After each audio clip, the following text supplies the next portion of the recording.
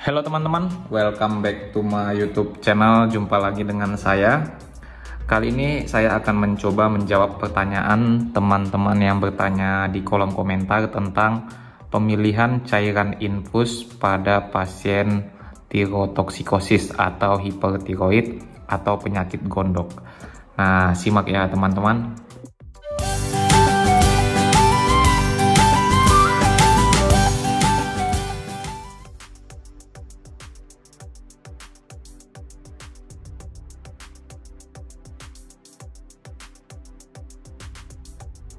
Jadi teman-teman, bagi teman-teman tenaga kesehatan yang mungkin merawat pasien di fasilitas kesehatan tingkat 1 atau di perifer, maka kadang-kadang ada datang pasien dengan penyakit gondok atau hipertiroid ya teman-teman. Kita tahu sendiri bahwa penyakit hipertiroid ini adalah kelebihan hormon gondok, di mana hormon tiroidnya itu meningkat di atas normal. Nah, jadi keluhannya itu nanti bisa berupa jantung berdebar-debar, badan semakin kurus, benjolan di leher, kemudian mata eksoptalmus atau mata melotot, dan lain sebagainya.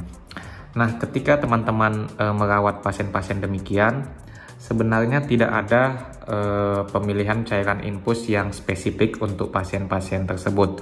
Tetapi yang perlu kita ketahui bahwa terkadang pasien-pasien hipertiroid yang sudah menahun atau sudah dalam jangka waktu yang panjang, maka biasanya akan timbul komplikasi, contohnya gagal jantung. Nah, gagal jantung inilah yang kita perlu antisipasi ketika pemilihan cairan ya teman-teman. Nah, untuk pasien-pasien gagal jantung dengan penyebab utama hipertiroid, maka kita perlu membatasi cairan. Baik itu cairan RL atau NaCl-nya.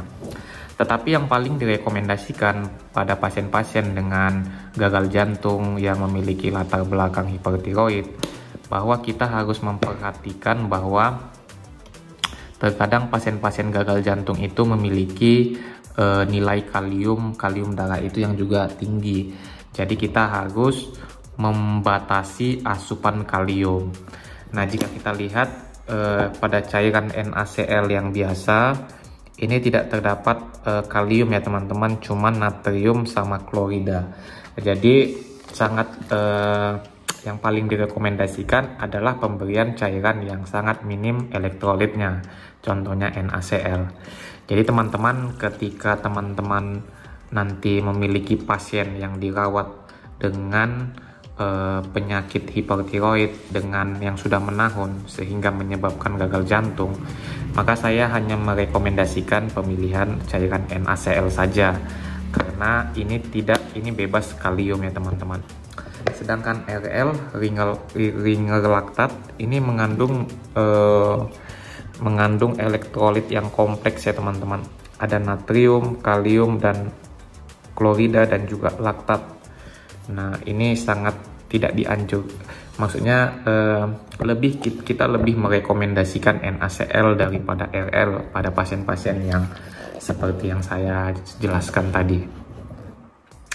Jadi cukup sederhana ya teman-teman. Jika teman-teman memiliki pasien dengan hipertiroid, kemudian dia sudah jangka waktu yang panjang sehingga menyebabkan komplikasi gagal jantung, maka teman-teman saya anjurkan hanya memilih cairan NaCl saja, karena NaCl ini bebas kalium dan tetesannya pun harus kita batasi ya teman-teman.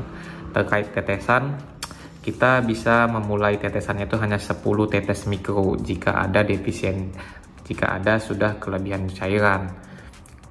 Pasien-pasien gagal jantung itu biasanya kalau kita lihat ada namanya pitting edem atau bengkak di kaki. Nah, itu merupakan pertanda bahwa pasien tersebut sudah kelebihan cairan.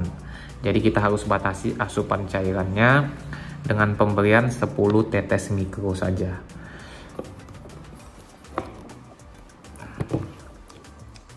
Oke teman-teman, cukup jelas. Sekian penjelasan dari saya tentang pemilihan cairan infus untuk pasien tirotoksikosis atau hipertiroid atau penyakit gondok yang dirawat di fasilitas kesehatan primer atau di perifer. Semoga bisa membantu teman-teman untuk menangani atau pemilihan cairan infus pada pasien-pasien demikian. Terima kasih teman-teman, salam sehat.